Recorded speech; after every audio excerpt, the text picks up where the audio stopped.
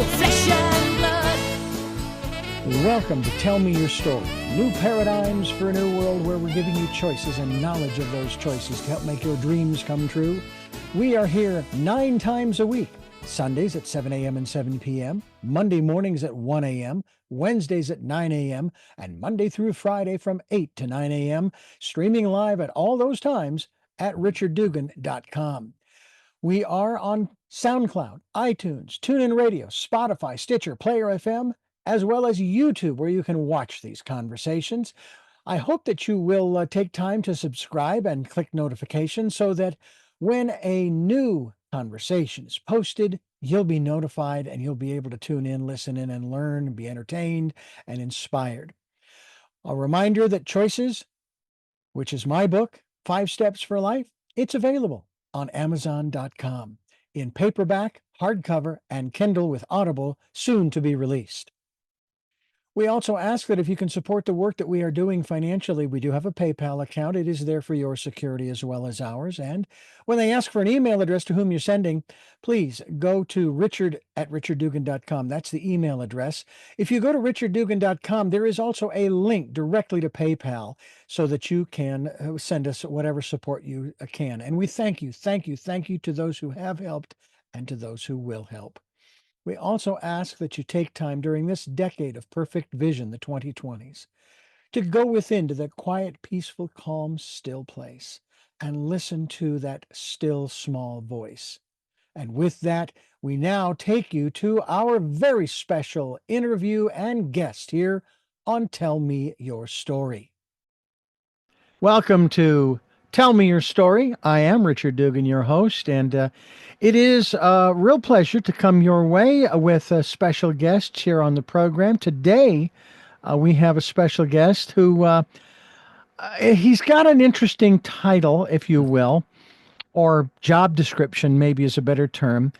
I've never been a real fan of individuals with this title, but I have a feeling you're going to be surprised by what kind of hacker he is. Christopher Hadnagy, thank you so much for joining us here on the program to talk about the latest work you've put out, Human Hacking, Win Friends, Influence People, and Achieve Your Goals. Thanks for being with us. Thank you for having me. I really appreciate it. I'm not a fan of hackers. I'm not a fan of people who like to create viruses and interrupt the general flow of the work that I do, and I'm very grateful for the fact that that really hasn't happened much in my lifetime since I've been on the computer. Let's see, 10, 20, almost 30, 31 years now. Got on the computers and was building them in 1994. However, we're not talking about metal and silicone and gold and silver and whatever precious metals and materials and plastic that they used back then, let alone today. We're actually talking about the biological machine called the human hacking. First of all, what is human hacking? Okay, so going back now like 20 years. I worked for a company that we did the things you all said, but for the good guys, not for the bad guys. So companies would hire us and we would test their computer network to see if there was any way a bad guy would be able to infiltrate or get in. And I was reading these books from people like Frank Abagnale. He's the Catch Me If You Can guy, a very famous human hacker named Kevin Mitnick. He kind of put a whole idea around social engineering. And those guys went to prison for what they were doing. When I was reading these books and thinking, well, this is still a flaw. I wonder if we can use this stuff legally here for our clients. And that's basically how the idea came about, was to see if we could apply those same principles to hack the human in order to get them to do something that they shouldn't do. So there's a certain element here, it sounds like, of maybe behavior modification of a sort. Yes, exactly. So really, if you boil it down to like the science, it's understanding what motivators a person might have to make a decision, yes or no, and then utilizing those motivators to get them to give you the answer that you want. Now, it sounds real manipulative, and it is when it's used for bad purposes. But like the latest book is all about how to use these very same thought skills, understanding human decision making, and to achieve your goals with a conversation or with a negotiation or with family, whatever it is. And it's done in a very influential way that doesn't leave someone feeling worse for having met you. My father told me many years ago when I was complaining to him about how I hated this particular job in sales. Hmm. I've had two sales jobs. One was I was a paper boy, and the other, when I moved to Santa Barbara, was at a company that sold these little booklets with a cassette. No, I'm sorry, booklets for housing. Hmm. And then they added to that while I was there these booklets for cars, kind of like the Auto Trader. And I was telling him how much I hated the job, and yet I was doing really good at it. Hmm. To which my father said, Richard, you have nothing to worry about. You could sell ice cubes to Eskimos. And I have to wonder if maybe one of the things that he was basically saying was, you don't have any, you've got what it takes to do this, so just relax. I am now back in a sales position Hmm. with the radio station I'm working for, but I feel differently because I tap into that memory of the success as a paperboy selling subscriptions. There were times in the apartment complexes I delivered. I was delivering each day 100 newspapers Hmm. and so forth. So and I loved it because of the people that I got to meet. Let alone I Hmm. was working on my own hours, working outside, that kind of thing. And I was told in regards to sales when I went to work at this one radio station, and I was hired in the sales department, but I wasn't hired as a salesman. I was hired to um, be the program director, Hmm. but I had to go out and do sales until. And I was told that the main function, if you will, or the core of sales is relationships. Hmm. And I'm going, that doesn't sound right. Relationships, really? Because really, what you want to do is you want to get them to you want to get them to buy airtime. You get the check, you run the commercials, or you do the program, what have you, and that's kind of it. Hmm. When I moved to Santa Barbara, I started working for a radio station here. I began to understand that it is relationships. Um, do we have a misunderstanding when you talk about the aspects of your book, win friends, influence people, and achieve your goals? Do we have a misunderstanding of what it means to be in a society, in a civilization, functioning in such a way that you can grow, you can achieve your goals, you can make improvements? And I'll be the first one to admit that as good as things might be, there's always room for improvement. Hmm. What are your thoughts on that? So there's a couple things that I think have been flawed through time. Like one is people have always pushed that a negotiation means you get what I get what I want, and you might get something, but it's Mhm. just about getting what I want. When the truth of that, a real negotiation is it should look like a 50-50 partnership. Both people get what they want, and both people have to give something up. Well, how do you do that? Okay, your story about being a good salesman made me think about Robert Cialdini. Dr. Cialdini was influential as a social scientist in doing research into the science behind influence. And one of the six principles he came up with was liking. And he said people will buy things from people they like, and people will buy things from people that like them. So you think about it, you probably had just a really easy time talking to people. You even said it. I love the jobs, all the people I got to meet. That resonates. People feel that. They're like, oh, this guy, he enjoys talking to me. He's a good guy. That makes people want to buy things from you. So the friendliness factor, building that relationship, definitely is going to be a better at sales. Now, during pandemic, we also ran into multiple situations where we spent so much time on screen time that we kind of lost some of that human connection part that we had before, like where meeting in person, like I can remember there was no, you didn't do a sales call over a phone. You might have made the appointment, but you drove to the person's office or you flew to wherever their office was and you sat there and you talked to them. I can't remember the last time I've done a sales meeting live. They're all done over Zoom or Teams or phone nowadays. So you have to adjust and adapt with the times. So your communication needs to adjust and adapt. But I agree with your dad, and I agree with what those people told you. It is very much about building good, solid relationships. Because that person, and you're done running that ad or that program, they're gonna go tell their buddy, "Man, I got this great advertising guy," and that's gonna help you just make more sales because people are gonna like you. We had a client come into us to the station I was working for back in Phoenix in the 80s, early 90s. And we were, guy comes in and wants to buy time on the station. This was a religious station. And he wants to buy a 30-minute slot. And so no problem. Well, a few days afterwards, he comes to um, me and with a box of reel-to-reels, a little 3-inch reels as opposed to the 5 or 7. Hmm. And he says, "Could you put these together and make some 30-minute programs?" And I said, "Sure." Hmm. And as I'm rolling them up on the reel-to-reel, they squeak.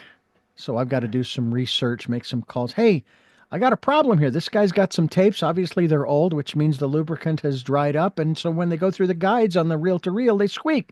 Get you a can of silicone spray. Okay. So I did, and it worked. It took a little doing.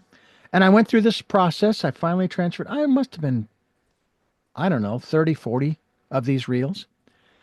So I put this all together. This was a brand new client. And within 2 weeks, he canceled. Mm. Not for any other reason than I guess he just couldn't afford it or what have you. Not because of anything we had done or not done. My boss wasn't real happy. My boss at that time lived by the law of diminishing returns. I couldn't do that. But what I did realize from that experience was, at the very least, even though he canceled, just like you were saying, he's going to spread the word that, yeah, I was only there for 2 weeks and so forth, but boy, they went out of their way to help me and do this and that and the other thing. You ought to check them out. And the other aspect of that philosophy, my philosophy in what I do and have been doing for over 45 years, I want you to be successful. This isn't about me. I want you to be successful because in turn, then I'm successful. Why is that not, and whatever derivation of that philosophy there is out there, why isn't that first and foremost, especially in business, let alone in relationships, especially families? You've seen the stereotypical television and movies of couples where the guy or the gal, she's always trying to get one up on the spouse or the kids. I think of one in particular, one show, Married with Children is one. Another one with the guy who played Joey on Friends. When he was older, he did that series, and he and his stage wife or his television wife, she was doing the same darn thing and just trying to, and I'm thinking, wait a minute, you're supposed to be a team. What's the deal? Well, I had similar to your story. I had a client, a large medical facility that we were doing fishing education for, and one day they called me and said they were moving the process in-house, so we were losing the contract. So I went and bought a book on how to do a fishing education project, and I mailed it to them with a little card that said, "Hopefully this helps you." Uh, Literally, no more than 8 months later, they came back and they were like, "Wow, that was way harder than we thought it was. Can we rehire you?" And I think if I had kind of thrown a fit and went like, "You guys are going to fail. It's going to stink. You don't know what you're doing," that would not have made them feel like I actually cared about them. But your point is really valid. If you make people that they realize you really do care about their success, then it's not about you. And I think the TV shows and the thing, we just spent a long time in society kind of teaching kids in school that, you're number one, you deserve everything, you deserve whatever you want, you can get whatever you want, and that's just not reality. It is not a reality that you can get whatever you want. You could certainly try, and you should, but there are sometimes just limitations in life based on who you are, what you want to do. I can sit here and I want to be a billionaire. I don't think it's going to happen in my lifetime, but I could say I want it. So I think it's setting realistic expectations, using that friendliness factor, letting people know you care about them. These things really could make a difference in your communications. Hmm. Well, it's very interesting as we talk about these things um, to go through this process of trying to figure out, what and how we should behave and how we should be and so on and so forth. And I find that not helped by it's not helped by people who are in the public light who don't really seem to care Hmm. what they are doing. You know what I'm saying? Yeah, yeah. I mean, And selfishness is a major problem in society today. it's very frustrating for the majority of us. And I had to go through a process myself where I had to learn how to let go of that person and say, you know what? No, I have no interest in what you're Hmm. selling, so to speak. Um, and it's a process that I wrote a book called Choices. It was just published last year, and I've talked with people about this for years. This isn't something new for me, and I would tell them that you get to choose how you're going to behave in society, how you're going to live, how you do this, that, and the other thing. And the examples that we keep being given in society are such that I had to turn to this one individual who basically was in the public eye and say, thank you, teacher, for teaching me how not to be, how not to behave, how Yes, not to yeah, speak. yeah. Then I had to say, forgive me. I forgive you, but I forgive me more importantly for allowing myself to be dragged in this quagmire. And then the question was, what is it that you're what are you so afraid of that makes you speak and behave this way, Hmm. and so forth. And yeah, and I look at all of that and I say to myself, is there hope? Is there hope for our society in that regard? Because there are times when it doesn't seem like we're going to get anywhere. Um, I always tell people my goal is I don't have a dream that I can change society, but what I can do is I can try to help and change my immediate group around me, my family, my friends, people I work with. And then if they all come out with that same goal and they all want to change the people that are just around them, it may grow exponentially. But there are some people who are just really reluctant to change. I mean, I'm sure you've seen this in your careers, the lack of self-awareness. Sometimes people don't even realize that they have a major communications problem, and they're not self-aware enough to realize that they need some change. yeah. Change is the one constant in the universe. There's no Mm, question about it. And we got to learn how to accept the fact that that's the way it is. One of the other aspects I want to talk about as we continue here is, of course, this aspect of change. But first, I want to remind you folks, you're listening to Tell Me Your Story. We're talking with Christopher Hadnagy, and he is the author of a book that I think you're going to want to get a hold of, Human Hacking. I remember when I first read the title, before I started getting into it, everything. Oh, is he talking about CRISPRs and altering the DNA and the oh no. chromosomes and all that kind of stuff? Well, actually, there is a certain metaphorical Hmm. aspect to that. Metaphorical. And Yeah. basically, he's talking about win friends, influence people, and achieve your goals as we continue here on Tell Me Your Story. I'm Richard Dugan, your host, and we're talking with Christopher Hadnagy, and he is the author of this very interesting book, Human Hacking. Want to give you a website, folks, will be linked to that you can go to find out more about the work that he is doing.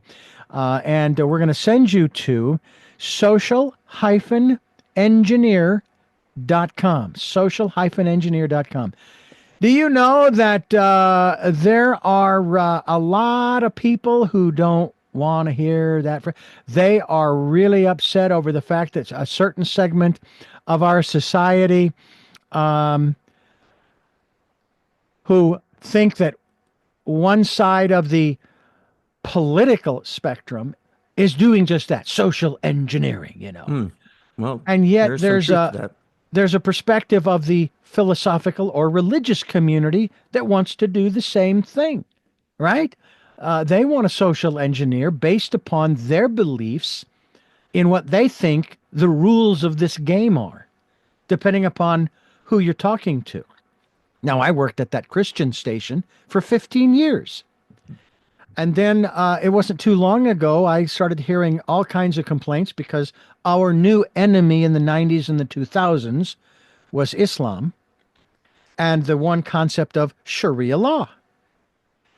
And I started taking a look at that and I'm going, okay, you don't want their philosophy and their rules to dictate our way of life.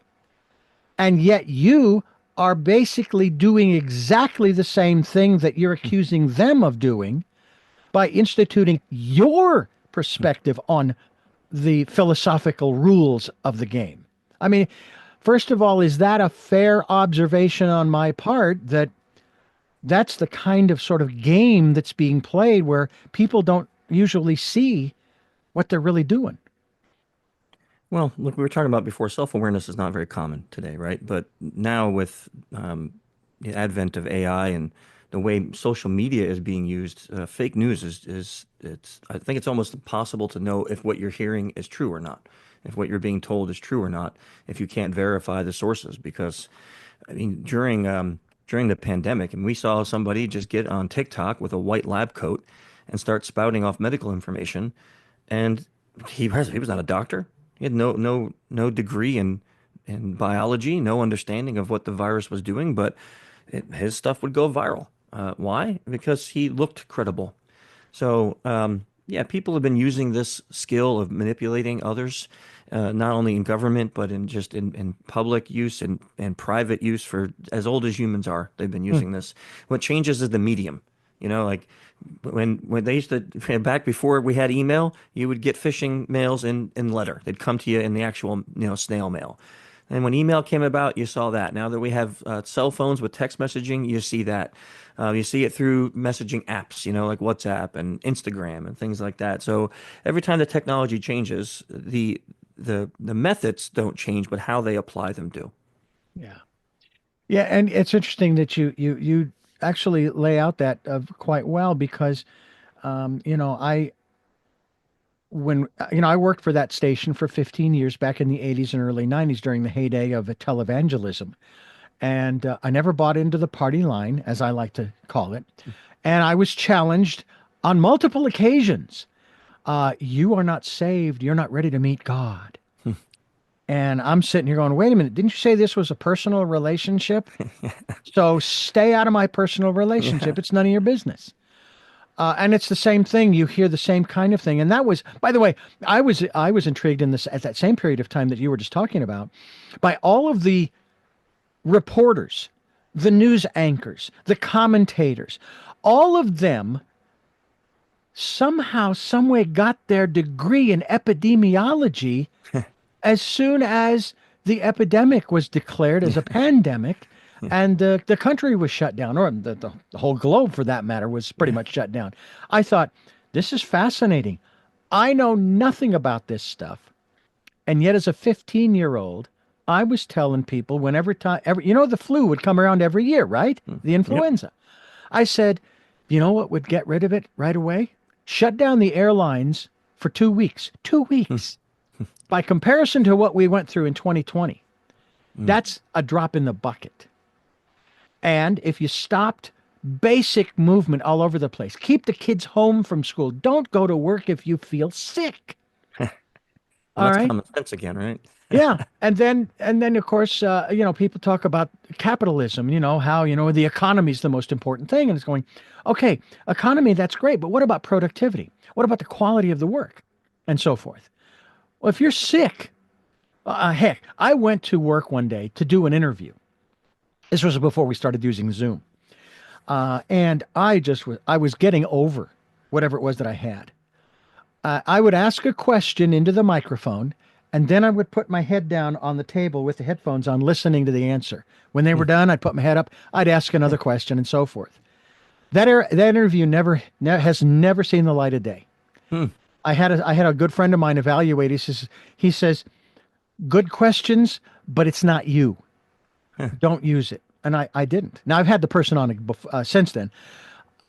But I think about this whole aspect of, if the economy is so important and productivity is one of those markers along with quality, then why would you, as a business owner, as an educator, etc., the list goes on, allow people to continue to do what they're doing, and it does nothing more than lowers all of the elements that you're talking about? Again, this kind of goes back to, like you said, common sense, and the fact that it isn't real common, and that's kind of I guess, a frustration. Talk to us a little bit about your perspectives on how we can, if I'm using the right terminology, hack this Hmm. and get it across to people. I mean, what does the message need to be to encourage? Again, we're not going to sit here and tell you have to, but to encourage people to think about this, to think about, Yeah. if that's so important to you, wouldn't you think this would be kind of the path we should go? Yeah. Again, I think it comes back to everything from fantasy movies and TV. Think about what's glorified: vengeance, revenge. These are the things that we want to see. So we've kind of lost that ability. But real communication needs to contain empathy if you want to make a change. So imagine you and I were really close friends, and you noticed that I'm gaining some weight, getting unhealthy. You can come up to me and you could be like, "Hey, Chris, you're kind of getting a little fat. You better do something before you really blow up again." That's one way. Or you Hmm. can say, "Hey, Chris, I'm going to start doing walks during lunch. You want to join me? Be kind of cool. We can have some conversation while we're walking." You Yeah. didn't say anything about my health. What you Hmm. did is you motivated me as my friend to take some action that's going to help my health, but you framed it in a way that, like, I want to have a conversation with you. Come on my lunch walk with me. Now it becomes habit after a couple of weeks, and all of a sudden you've helped me make a change in my health. Yeah. And you didn't have to, and that's an empathetic way of influencing someone's decision making and getting what you want out of it, which is to see me be healthy without having to kind of throw me under the bus or be mean or, Yeah. be so direct. So if people start thinking about, okay, what do I want to gain out of this conversation or this? I'm going to go to my boss and I'm going to say, I need a raise, right? I can't live. The economy's going up, going down, and the price of things are going up. I need some more money. So you're going to do this. You can go into your boss. You can be like, look, boss, Richard, I've been here 10 years and I work my butt off. You know this. You always tell me what a good job I do. I deserve this raise. I deserve it, right? And I need to have it, or I'm going to start looking for another job. Well, think about what you just did. You told the CEO that you deserve more money. You used the fact that he compliments your good work, and you threatened that if I don't get the raise, I'm going to start walking. You just put him on the defense. You're more than likely not going to get that raise, right? You're putting your value way higher. Well, what if the conversation went something a little more like this? You know, Hey Richard, lately, I've been really trying to take on some more tasks, and I really appreciate all the kind words you gave me, telling me what a good job I'm doing. I'm wondering if there's something I can do that could increase my pay scale here. Is there another job I can take on, or some extra work, or some other responsibilities that I can take on that can help me get a pay raise? Because I really need it. I'm having some struggles right now at home. Man, Mm. isn't that such a better way of achieving your goal? You didn't threaten to leave. You didn't tell him what you deserve. You actually showed him you cared about his company. You showed him that you cared about his business and the success of it, and that you appreciated his compliments.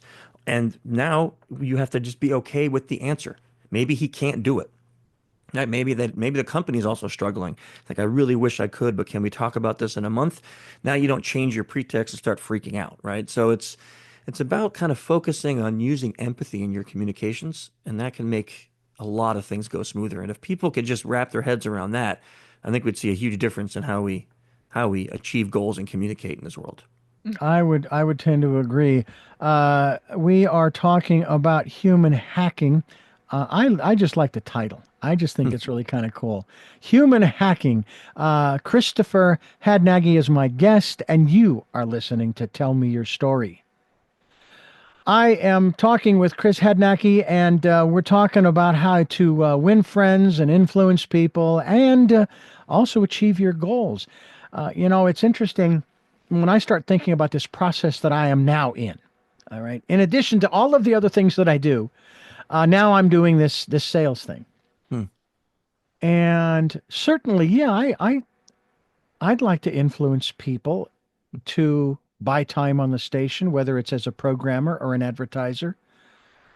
But I also, and I live by this philosophy because I think it's extremely important. I want them to join our community. We're probably the only community radio station on the Central Coast. Hmm. There are very few of them anymore because corporations own so many of the stations. I mean, Clear Channel used to own half a dozen here in Santa Barbara alone until they sold it. And now there's another company, it's a local company that owns those 6 stations. Wow. And so I'm thinking, you know what? We've had, and I know there in Florida where you live, you've had your Yep. share of natural disasters. So have we. Yeah. Wildfires. As of our conversation last night, I was shocked by the strong winds that were blowing through the hills here up where we live. Hmm. We've had high surf. We've had, I think there was even a report. I don't know if it was ever confirmed of a tornado. It was Christmas Eve, I think it was. A huge storm rolled through across the mountains as well as across Santa Hmm. Barbara. It's like, where did this come from? How did they not predict this thing? Yeah. But people turn to one another. I mean, you've seen it, and I've seen it, where when there's natural disasters, other people come out of the woodwork to help those who have been devastated by Yeah. it. And we saw that with COVID too at the very beginning. You remember how many people came out of the woodwork to start to make the masks and the Hmm. protective wear and all this kind of stuff for Yeah. the first Yeah. responders. That was amazing. They didn't have to do that, but they knew there was a need. You know, the devastation in tornadoes in Tornado Alley. I mean, there are no hardly any trees in Tornado Alley as it is. And when those buildings are all knocked down, it's just flat as far as the eye can see. It's so sad. Yeah. What are your recommendations, your suggestions? Let's put it that way, your suggestions for encouraging people to be there as a community and a network for one another when there aren't natural disasters, when life is kind of Hmm. rolling along, kind of as it should, in a manner of speaking. I think, for me, like what does it is you have to be inviting, right? You have to be, it kind of like goes back to your story about selling newspapers, is you have to like people. So if the only time you show any kind of concern for your neighbor, let's say, is when there's a natural disaster or a flood, then there's not really a community, right? But like where I live, I mean, I know all my neighbors around me. I can go outside and stand out there for an hour with these guys, talking with them. And, you see them, you wave, and now we're friends, right? We're friends in the sense that we don't get together on the weekends and have dinner, but we're friendly enough that I was out with my wife once and we were on a little date and I got noticed my alarm was ringing. Somebody might have been breaking in the house, and I just called one of my neighbors and said, "Hey, is there any way you could just shine a flashlight over there and just tell me, is someone really trying to get in the front door?" And it was a false alarm, right? So, but he was nice enough to come out of his house 9 o'clock at night, walk over here, and just see if anybody was trying to break in my house. And that's community, right? But that didn't come one day. Can't just call him if I never talked to him. From the moment we moved in here, we were just friendly with each other, and we kept it that way, being good neighbors. I think that's really it. Again, it kind of has the same theme. It starts with you, not with other people. It doesn't start with me saying, "Hey, my neighbor needs to be better." It starts with me being better to him, and then that gets reciprocated. To me, it is a fascinating dynamic, and obviously, change is the constant in the universe. We as a species We like to make improvements. If we buy a house, we're in it for a while. And, I want to, I mean, my parents, for example, in the house that I grew up in, they decided one day you had this one arched walkway through the dining room into the kitchen. I want to put another one over here on the other side so that you could actually walk around in a circle kind of thing. But that wasn't the purpose. It was to give more flow because we had 8 people in a very small 3 bedroom, 1 bathroom house. And it worked really well. It was very functional. It was great. A little improvement. My mother put this one giant mural on the wall of the dining room that we would look at, and it was beautiful. And then she had mirrors on the opposite wall where the two arches were, entering the kitchen. We do that in our place of employment. We try to do that in our educational system. There is a lot of resistance when it comes to philosophy or religion. We don't want change. It is what it is. But then there's also the personal change. Sometimes it's passive. It just kind of happens. But then for me, for example, back when I was 17, I read my first metaphysical book, Autobiography of a Yogi. That set me on what I called my search, which didn't set too well with the folks at the Christian radio station I went to work for when I was 20. Because, they said to me, once you accepted Jesus, it's over. I said, well, not from my perspective. Once you accepted Jesus, the search has just begun. So this seems to me, this human hacking, the title of your book, seems to imply, if not direct, say outright, that this is a natural process of our existence to change both outwardly, but hopefully, intentionally and consciously, inwardly. Is that a fair assessment? I think if you're gonna try to change anybody on earth, you first need to change yourself, right? It has to be internal. I wasn't always a communicator like this. I used to be very overly direct, maybe what some people would call a jerk.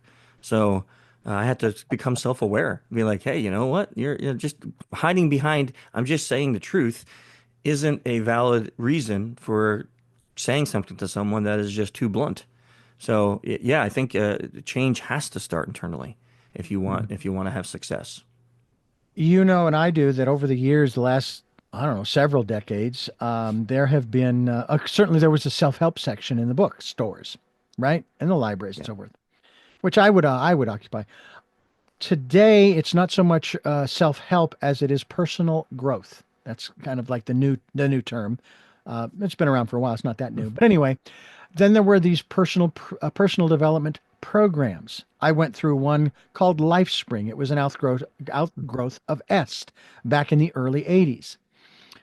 With my first wife, we went through a program that was developed by a local Phoenician, George Adair, called Omega Vector, and then I think they shifted it to Delta Vector. And it dealt with, if I can get this gentleman's name correct, a French philosopher, Descartes, and then Chardin was the other one. Although if I've got the names wrong, but anyway, they're talking about the 0 point. And then Greg Braden, I've had on this program. It's been a long time. I have a video cassette tape series that he did on the 0 point, and so on and so on. And dealing with then the issues of victimhood and dealing with the inner child, and the list goes on. Is that at all part of, or maybe rephrase that, can that be a part of this process of hacking the human, the self, small s, to begin to take responsibility, no longer play the victim, and then help others around them to see that this is valuable, this is important, this is as significant as your philosophy or religion. And that's to me what many of these philosophies teach. The greatest miracle we can perform is transforming of our own lives to achieve our goals, as part of your subtitle.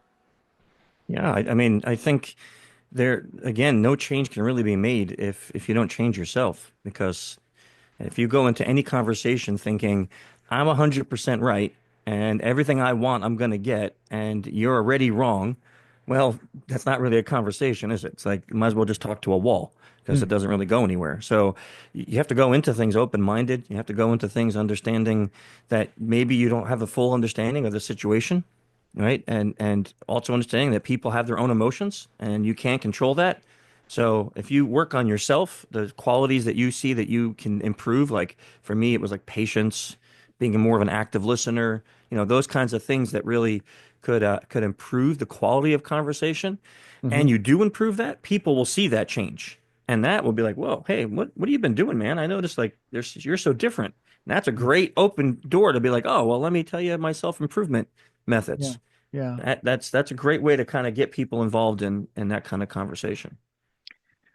I am not myself about proselytizing by any means. My particular philosophy, as I call it, I basically just say these are my observations. I don't put this on anybody else.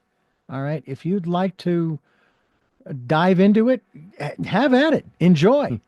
If you don't, I'm not, and we also talk about this smorgasbord table that we lay out on this program. Every single guest provides a new dish, if you will, Hmm. for that table.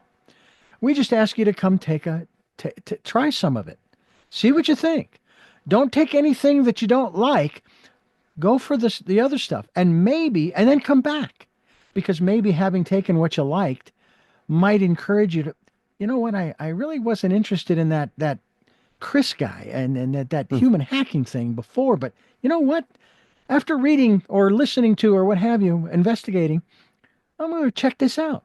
Hmm. Yeah. Yeah, I get that. That happens all the time. I mean, there's, with if you're open-minded enough, you have conversations with just everyday people and you learn about things you never even knew existed. Or you learn Yeah. about, belief systems that you never even understood before. And that could be a fascinating way of getting educated, is just talking to people from all different walks of life and all different areas of life. And, of course, there's limitations to that with people who are bad, but, outside of that, this is a great way to learn about who people are and different things that you might not have ever thought about before.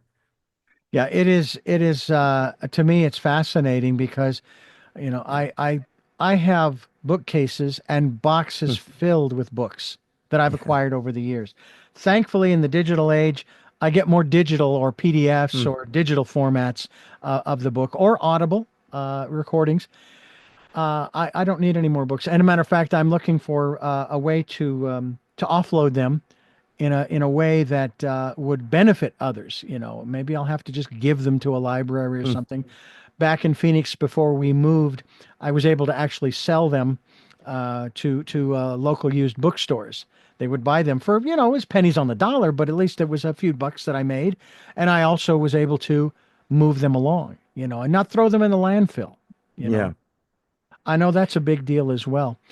Um, was there, and I may have asked you this partially before, was there that catalytic moment transitioning from the master hacker Hmm. in the technical world, in the digital world, to this aspect of human hacking that really really spurred you? I mean, that said, "Yeah, I need to make this shift because our society is kind of it may be waning a little bit. We could certainly use some help. I don't like hearing the phrase when it comes to election time. This is the most important election in our history, and it's like, I don't think so, because there's going to be another one, and you're going to say the same thing. Anyway. Yeah, there was a couple transitions for me. So when I was in the digital world and I was reading these books from these con men and scammers, I remember going to some clients and saying, "Hey, during our test, instead of just hacking away at your computers, can I try sending a phishing email or calling security and seeing if I can get someone's password?" And they're like, "Yeah, sure. I don't think it will work, but try." And it worked, and it was really successful. And I remember one CEO comes to me after we're done with the job and we hand him the report, and he's like, "I got a question for you. You did it. Now, how do I fix it?" And I went, "I really don't know. I got no clue how to fix it." And he went, "Chris, if I went to my auto mechanic and I said, "Hey, what's that noise?" And he said, "Oh, that's your brake squeaking." And I went, "Oh, can you fix that?" He said, "No, I don't know how to fix brakes." I'd never go to that auto mechanic again. And I'm like, that's a great analogy, and you're 100% right. And that was my first transition where I started reading all these books you see behind me, like you, boxes and boxes of books, everything on influence, persuasion, nonverbals, body language, facial expressions, neuroscience, reading all these things and kind of making a framework. Um, that framework I put online, and I started using it as the basis of how to conduct these audits and tests in an ethical and safe way. Now, the second transition was after doing that for about 15 years, I realized that these skills aren't just good in the security world, but you can use them each and every day, just every day. Hmm. So, so yeah, it was interesting couple transitions to see, and I think it's been really good. And I'll see what the next one is too. Very special guest here on the program, and I say that every time we have a guest on the program, but they're all special. They really have a great message that I hope that you will take into consideration. That's all. Christopher Hadnagy is my guest, and again, it's Human Hacking. That is the title of the book. We hope you'll get yourself a copy. Go to the website, social-engineer.com. We will be linked to that website. That's social-engineer.com. And we'll continue here on Tell Me Your Story. I'm Richard Dugan, your host with Chris Hadnagy, and we're talking about his book, which is fascinating. You have, what's interesting is, I was just looking here, you've got Social Engineering, The Art of Human Hacking. Talk to us a little bit about that. So that was my very first book. That book came out right after I issued the framework. I put it online. Just I bought social-engineer.org, and I put the framework online, thinking it's just going to be something fun. I started a podcast all about the research I was doing and the reading, and getting some of the people who authored those books on the podcast. This is in 2008. 2009 time maybe, and I put the framework out there, and I had a publisher call me and say, I want you to write a book about that framework. And I went, no, I'm not an author, like absolutely not, like I'm just a guy. And they were like, no, you really got to write this book. And she convinced me to write that very first book. And that kind of took the whole industry by storm, because up until then, people only wrote about their stories after they got arrested. This was the first time someone wrote an actual book about doing it legally and how to use it for the good. So that book came out, and it's old. So I always tell people, the update to that was my fourth book, which is Social Engineering: The Science of Human Hacking. So I always tell people, if you're going to read it, read that second one, because that fourth one, because that's an updated version. Is the goal of a hacker, we'll use the term digital, even closely related or the same to that of a human hacker? Or So how would you compare them? yeah, so first we have to define, right, what we're talking about when we use the term hacker. So a little history here. I think it was in the late 50s, the term hacker came into existence at MIT, and it came into existence by a club that was a model train club. And what they would do is they would modify these trains to go faster or to do things that they weren't doing. They came up with this term. They were hacking the trains. Late mid 60s, computers come into MIT, and the group of team there started doing the same thing, figuring out how they can alter the computer to do something that it wasn't designed to do, and they started saying hacking, computer hacking. So that kind of became the phrase.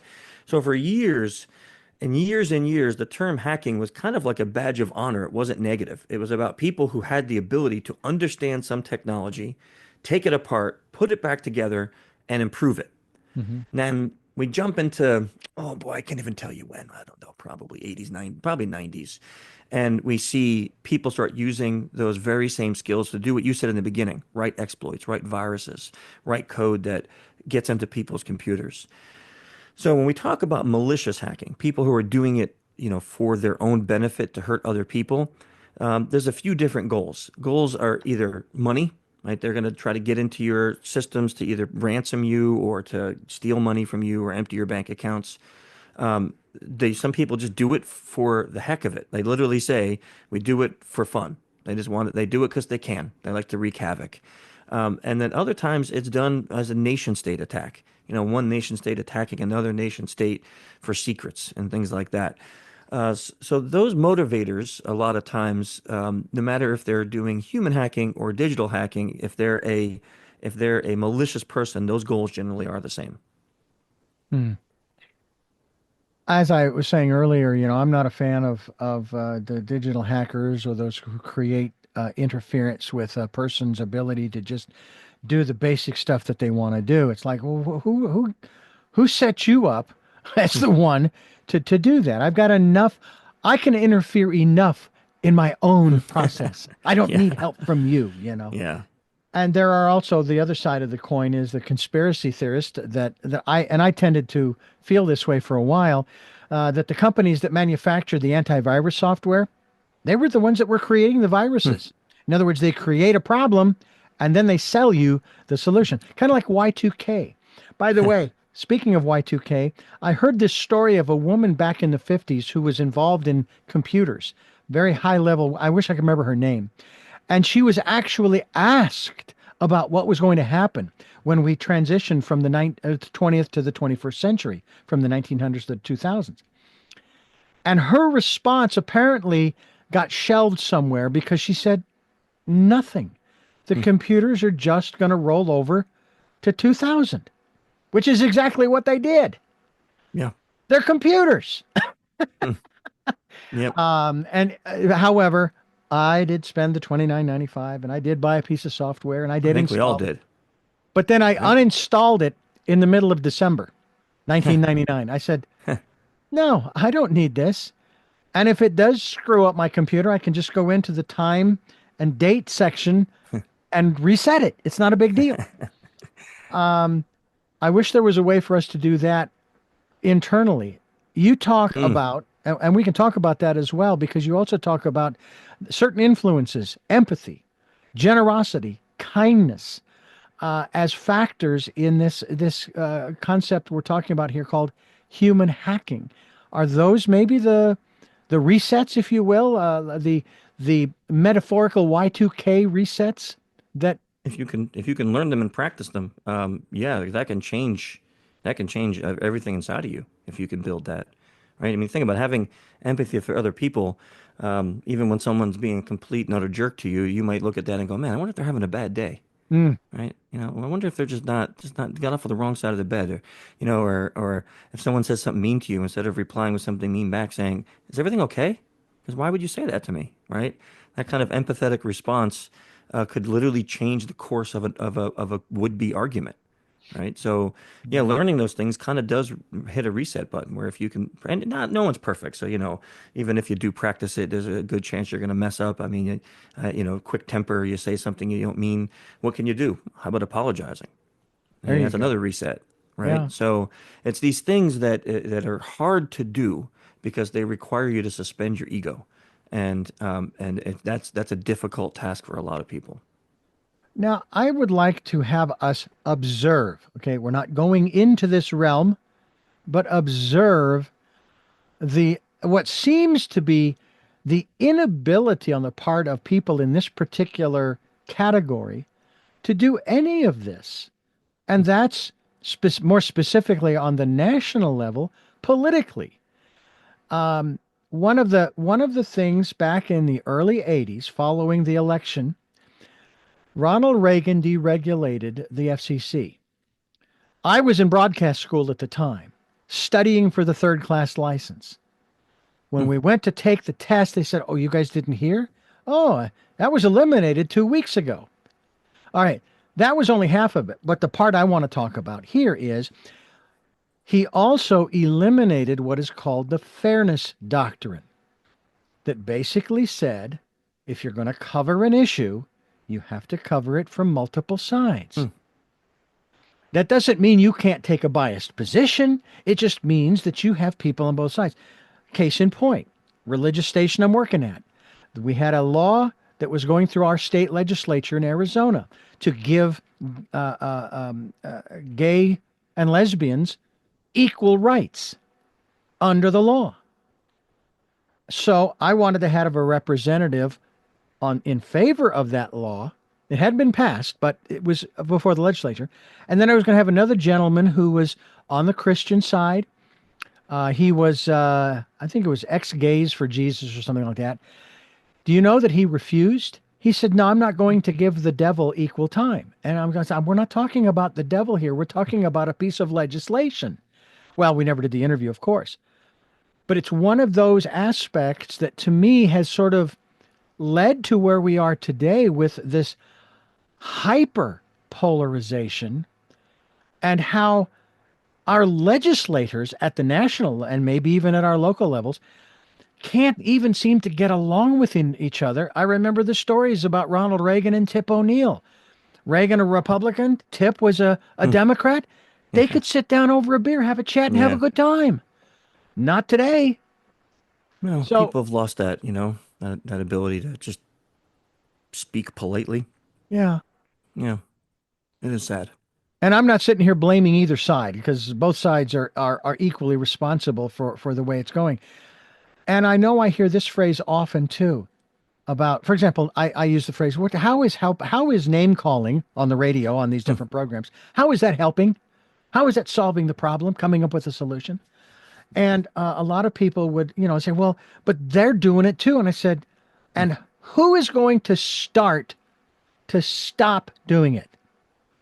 Guess And that what? It's not them. It's you.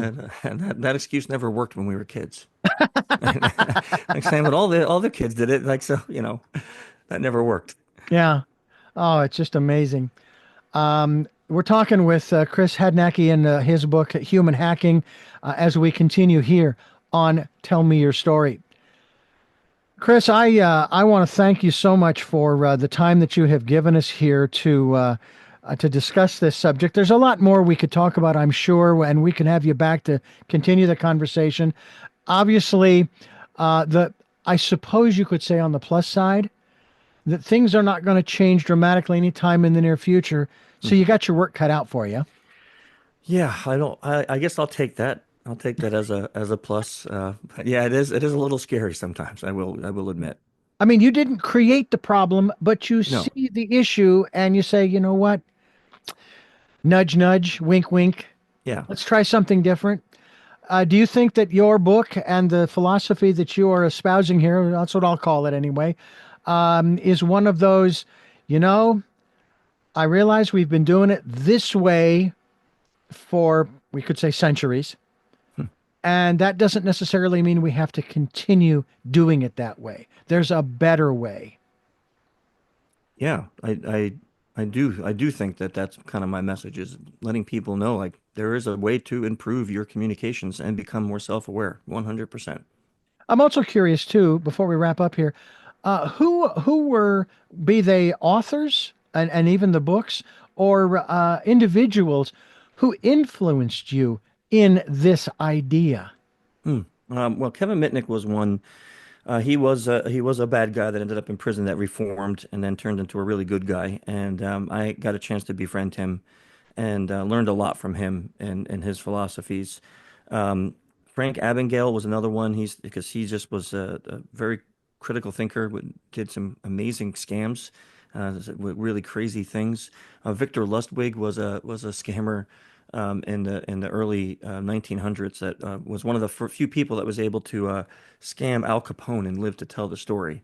But Ooh. those are the people that kind of like said I was like fascinated by the things that they did. But then the people who actually influenced me, I had a couple really great mentors. Dr. Paul Ekman, he's like the granddaddy of all nonverbal research in the world. He's just amazing.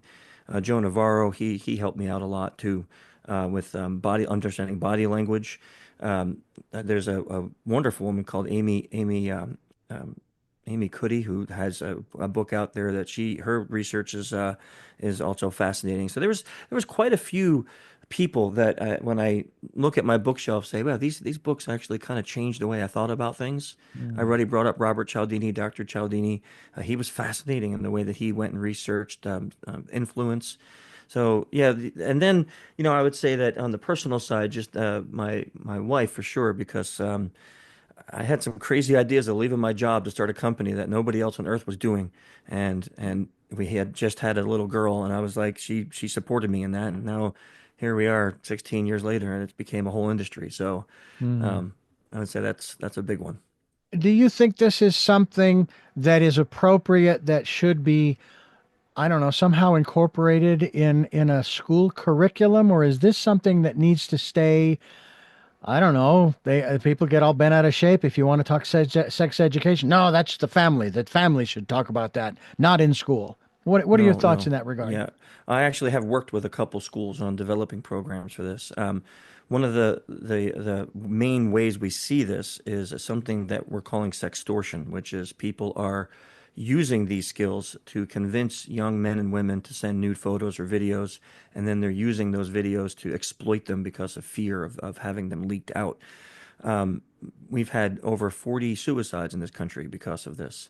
So I think if schools can start educating even young, 8, 9 years old, about what this looks like, how to report it properly, a safe place to report it if you don't have a safe place at home. If they could do all of that, schools can start doing that. We might bring awareness to the kids a lot earlier and see a lot less of this happening. Hmm. Well, I'm very fascinated by what you have accomplished, not only in terms of the multiple books, obviously in this series, shall we call it, the specific book, of course, Human Hacking, win friends, influence people, and as well as achieve your goals. And I'm sure the subtitle here, Win Friends. And influence people has something to do with I wish I could remember the guys. He's an Dale Carnegie? yeah, thank you, Dale Carnegie, and his book. So it's a wonderful spin-off. I think that's really great. That book, it was written in 1932, I think, 32 or 33, Hmm. and it's still something that people read today. And I thought a book with that kind of knowledge is timeless. And a lot of these things here are also timeless. The knowledge in there is just, it doesn't, it only the changes is the technology and how it's used. That's it. My guest, Chris Hadnagy, and we're talking about human hacking, and we're talking about it here on Tell Me Your Story. Chris, I want to thank you so much for joining us here on the program, being a part of the work that we are doing here to try to change the world. When I was a kid growing up, they would ask us, what do you want to do with your life and so forth? And don't say change the world because that's too big. Just do a little thing. And I'm sitting here going, I'll be 65 this year. I want to change the world for the better for everybody. And I think you're about that process. I thank you again for joining us. Thank you. Thank you for having me. I have three final questions I ask all of my guests, and I will ask those of you. And the first of those three is, who is Christopher Hadnagy? Well, I don't know. I'm a husband, a father, social engineer, an employer, guy who loves to cook. What is it that gets you up in the morning? Oh boy. 3 years ago, I went on a health journey. I was very severely overweight, and I've changed my life. And I have a routine now that I do in the mornings, and that routine is what gets me up because I actually look forward to it. So I wake up ready to do that, ready to start my day. I actually love my job, so I look forward to going to work too. And what was your best day? Huh. The first thing that popped in my mind when you asked that was the day my daughter was born. Well, I have no children, human children. I've got animals, and they're a handful in and of themselves. But I thank you so much for sharing yourself, your story, and your work with us. And we look forward to having you back again down the road to, like I said, continue this conversation. Repetition is extremely important, and I just you can't repeat this stuff enough. The more people hear it, hopefully some of it sinks in. It's again like taking a little bit from that smorgasbord table. Hmm. They'll come back and try a little more and then try a little more, and hopefully it will indeed make a difference in the world. So we thank you for your part in that. Thank you And for we having me. thank you for listening to and watching Tell Me Your Story, New Paradigms for a New World, where we are giving you choices and knowledge of those choices to help make your dreams come true. And until our next broadcast, podcast, videocast, love to lol. Jeanette, I am still listening. Dad, continue to be happy because I am. Smokey, I'll see you on the other side. And to my dear friend Zorro, aho, aho.